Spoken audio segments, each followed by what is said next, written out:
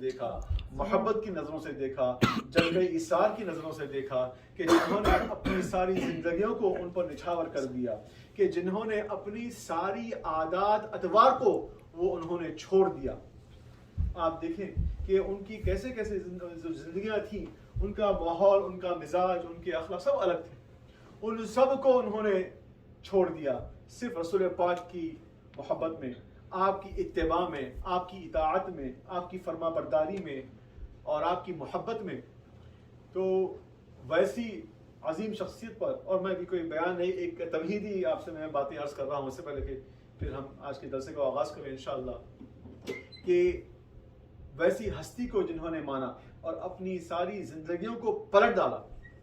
جو ان کے عادات تھے، وہ شراب پینا ان کے لیے ایک بڑی عام بات تھی، زناکاری ان کے لیے عام بات تھی، لوگوں پر ظلم کرنا عام بات تھی، بزرگوں کی عزت نہیں کرنا، عورتوں کی عصمتوں کا خیال ان کو نہیں تھا، یعنی عورتوں کی اہمیت نہیں تھی۔ ویسے ماحول کو تنہا اللہ تعالیٰ کے حکم سے، یہ اللہ کے نبی پاک صلی اللہ علیہ وسلم آپ نے اپنے کردار سے، اپنے اخلاق سے، اپنے بیان سے، اپنی باتوں سے، اپنے افعال سے لوگوں کے دلوں کو پھیر دیا۔ اللہم صلی علی سیدنا محمد وعلی آل سیدنا مولانا محمد وبارک وسلم۔ تو ایسی عظیم ہستی جن کا ذکر کرنے پر ہماری زندگیوں میں نور آ جاتا ہے، خیر و برکت میں گھروں میں اضافہ ہو جاتا ہے، ان کی شان میں کوئی کیا لب کشائی کرے گا۔ لیکن وہ ملعون زمانہ جن کو اللہ تعالیٰ عبرت کا نشانہ بنائے گا، وہ جب کہتے ہیں تو پھر ہم مومن مسلمانوں پر یہ خالی علماء کی ذمہ داری نہیں ہے، یہ خالی کوئی ایک امام کی یا کسی شیخ کی یا کسی پیر کی یا کسی مدرسے کے حاکم کی یا کسی سیاسی لیڈر کی یہ ذمہ داری نہیں ہے، بلکہ امت محمدی کی یہ ذمہ داری ہے کہ جو اپنے آپ کو مسلمان کہتے ہیں، یہ ان کی ذمہ داری ہے کہ وہ ان کی شان کا وہ دفاع کریں۔ دفاع کیسے کریں؟ وہ اپنی حیثیت سے کریں، رسول پاک کو جانتے ہوئے کریں، ان کی سیرت طیبہ کو سیکھنے سمجھتے ہوئے کریں، رسول پاک کی شان کو سمجھتے ہوئے ان کا مرتبہ مقام کو جب جانیں گے تب ہم ان کی صحیح دفاع کر سکیں گے۔ اگر ہم دین سے دور ہو جائیں گے، دینی تعلیمات سے اگر ہم بلا روی کے شکار رہیں گے، تو پھر ہم کیسے اس حبیب کا دفاع کریں گے؟ اور یہ شرف ہمیں کیسے ملے گا؟ یہ شرف ہمیں کیسے ملے گا کہ اس حبیب پاک کا ہم دفاع کر سکیں؟ ہم بے چین اور ہاتھ ملتے رہ جائیں گے کہ جب ہمیں رب تعالیٰ یہ موقع دے رہا ہے کہ ہم آگے بڑھ کر رسول پاک کی شان میں سنیں، کہیں، بتائیں، سکھائیں، عملی طور پر اپنی زندگیوں کو ایسے بدل ڈالیں کہ وہ تعلیمات جو رسول پاک کی تھی، ان تعلیمات پر ہم عمل پیرا ہو جائیں۔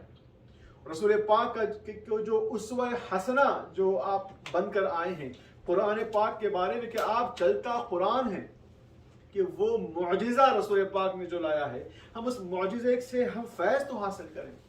تو جب ہم وہ فیض حاصل کریں گے، وہ علم حاصل کریں گے، تو جب پہلے تو ایسے لوگوں کو وہ ہمت اور طاقت ہی نہیں ہوگی کہ جب مسلمانوں کا علمی رعب ایسا ہوگا، مسلمانوں کا وقار جب بلند ہوگا، مسلمان جب قوی ہو جائیں گے، اس طاقت سے نہیں کہ وہ تلوار کی نوک پر بھی وہ طاقتور رہیں، علمی طور پر بھی طاقتور رہیں، وقار پر بھی وہ اعلیٰ بلند مقام پر رہیں، سیاست میں وہ آگے رہیں، وہ تجارت میں وہ آگے رہیں، ہر شعبے حیات میں مسلمان بلند و بالا رہیں، اور اس مقام پہ جا کر اپنے دین کو نہ بھولیں، اپنے نبی کو نہ بھولیں، اپنے نبی کی تعلیمات سے دور نہ ہو جائیں، تب پھر کون کیسے جرأت کرے گا؟ آج ہم اپنی ہی مصیبتوں میں، اپنی ہی پریشانیوں میں، دنیا کے پیچھے ہم جو تگودوں میں لگے ہوئے ہیں، دین سے دوری ہیں، تو پھر ایسے عناصر تو پیدا ہوں گے۔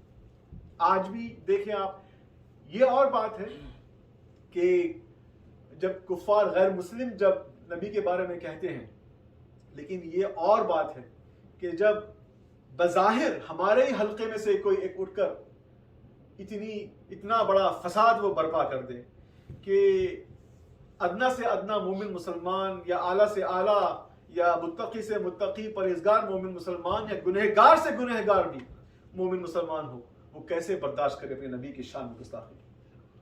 کیا ہمارے سینے جھنجھوڑے نہیں جاتے؟ کیا ہمارے دل لرز نہیں جاتے؟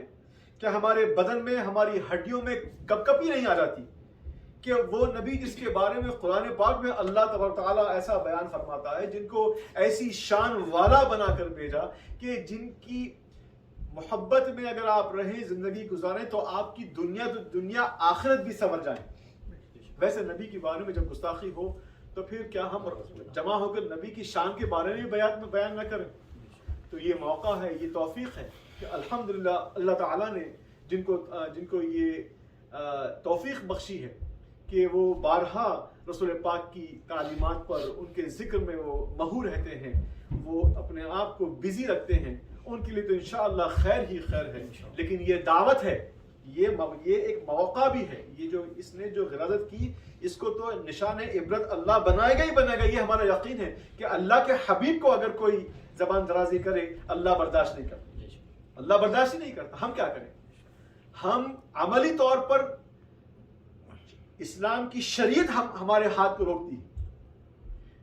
حکومت اور جس ملک میں آپ رہتے ہیں وہاں کے لاز، یہ تو بات کی بات ہے، ہماری شریعت ہم پر وہ لمیٹیشن ڈالتی ہے کہ قانون اپنے ہاتھ میں نہ لے، دین کی تعلیمات پر عمل پیرا رہیں۔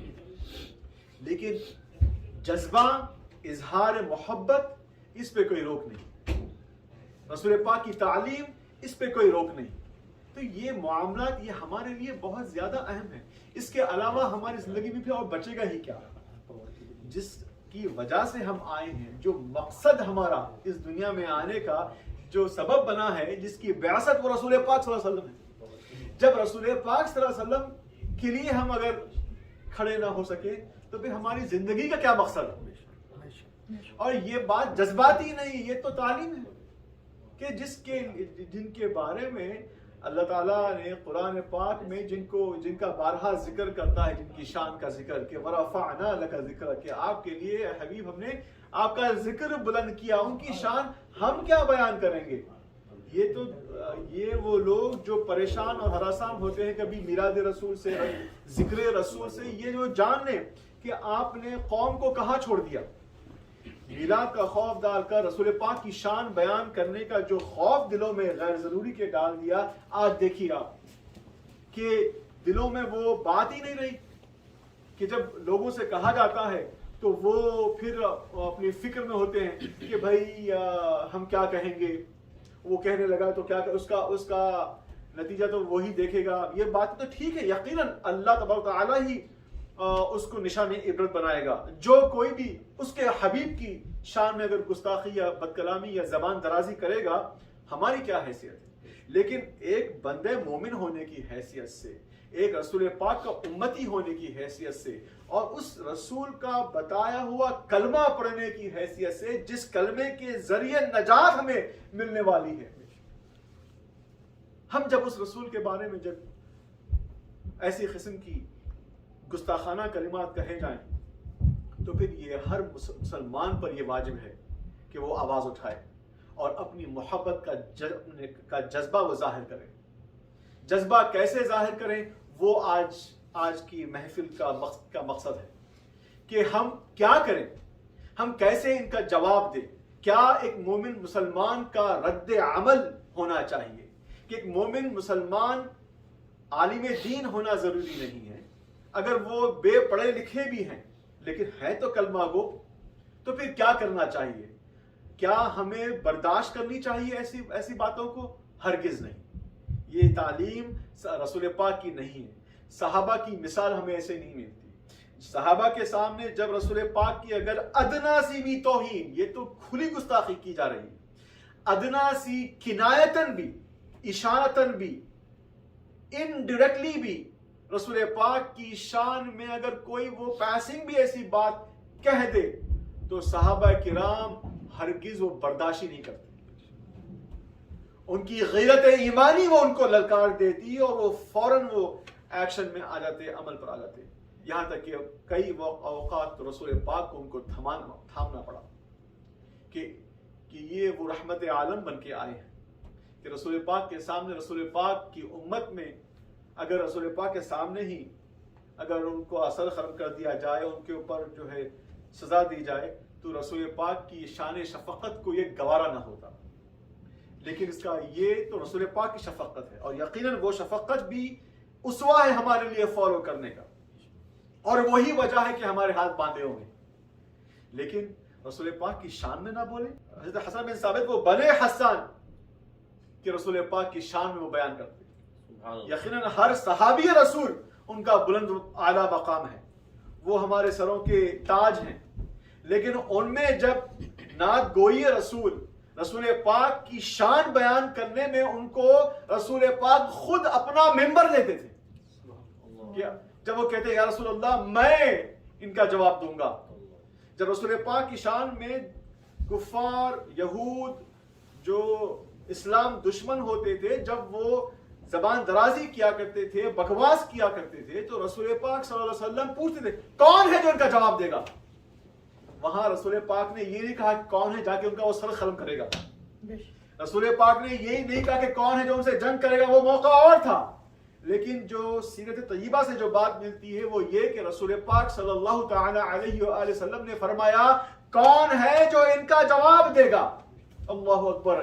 جب وہ صحابہ کرام قربان جائیں ان کی جذبہ ایثار پر، جذبہ محبت پر، کہا یا رسول اللہ ہم آپ کا جواب دیں گے، اور پھر وہ ایسے ایسے کلام لکھنے لگے، ایسے ایسے بیان کرنے لگے کہ پھر رسول پاک کو اس سے اطمینان قلب ہوا اور خوشی اور مسرت ہوئی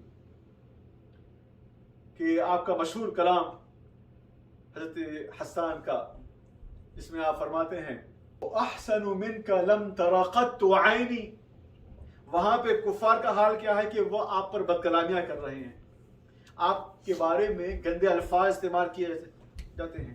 خیر وہ تو کفار تھے، اور پھر ان کے جواب میں رسول پاک نے اپنے صحابہ کو منبر دیا، اور وہ آ کے کہتے ہیں اے حبیب وَأَحْسَنُ مِنْكَ لَمْ تَرَ قَطُّ عَيْنِكَ، کہ ہماری آنکھوں نے، ہماری ان گنہگار نگاہوں نے دیکھا ہی نہیں کہ ایسی حسین، ایسی جمیل، ایسی بہترین، ایسی خوبصورت، ایسی اعلیٰ، ایسی افضل، ایسی عظیم ہستی کو دیکھا ہی نہیں ہماری نگاہوں نے۔ وَأَحْسَنُ مِنْكَ لَمْ تَرَ قَطُّ عَيْنِي وَأَجْمَلُ مِنْكَ لَمْ تَلِدِ النِّسَاء۔ اب یہاں تو آپ نے فیصلہ ہی کر دیا، اور ایسا فیصلہ کیا کہ رسول پاک نے یہاں پہ کوئی شرعی گرفت نہیں کی۔ کیا اعلان فرمایا؟ اللہ اللہ، آپ نے فرمایا کہ آپ کے ویسا خوبصورت تو کسی ماں نے ہی نہیں جنا ہے۔ اللہ، دیکھیے رسول پاک شارع دین ہے، شریعت دینے والے ہیں۔ اگر رسول پاک کے سامنے کوئی ایسی بات کہی جائے جو شریعت کے خلاف ہے، غور فرمائیے، توجہ فرمائیے، رسول پاک کے سامنے ایسی کوئی بات اگر کہی جائے جو شریعت محمدی کے خلاف ہے، رسول پاک فوراً ٹوک دیتے، کریکشن کر دیتے۔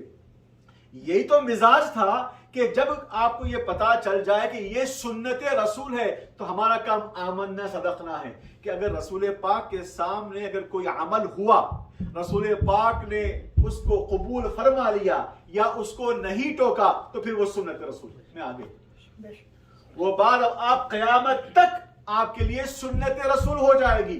اگر آپ نے کوئی حکم دیا تو وہ سنت، آپ نے اگر کوئی عمل کیا، فعل کیا تو وہ سنت، یا آپ کے سامنے کوئی کام کیا جائے اور رسول پاک نے اس کو روکا نہیں، ٹوکا نہیں، تو وہ بھی سنت رسول صلی اللہ علیہ وسلم۔ سرکار کی محبت میں جو حبشہ کے لوگ آتے تھے وہ کہتے تھے یا رسول اللہ ہمارے پاس یہ رواج ہے کہ ہم جس سے محبت کرتے ہیں یا اپنی خوشی مناتے ہیں تو ہم جھومتے ہیں اور گیت گاتے ہیں۔